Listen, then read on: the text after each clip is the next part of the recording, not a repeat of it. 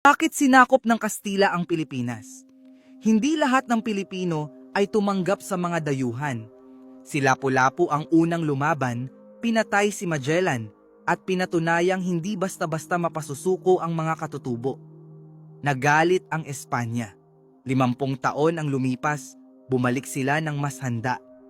1565, dumating si Miguel Lopez de Legazpi, hindi lang bilang manlalakbay, kundi bilang mananakop. Isa-isang bumagsak ang mga dato. Napasuko si Raja Tupas ng Cebu.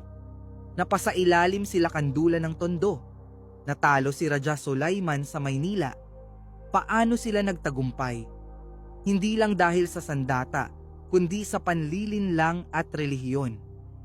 Ginamit ang simbahan upang gawing masunurin ang mga Pilipino. Hinati ang mga barangay.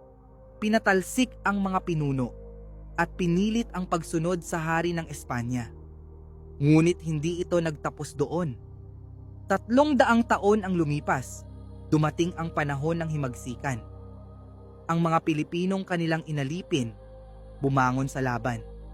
Sa huli, ang kalayaang inagaw ay muling naibalik at ang Pilipinas ay bumalik sa kamay ng tunay na may-ari, ang kanyang mamamayan.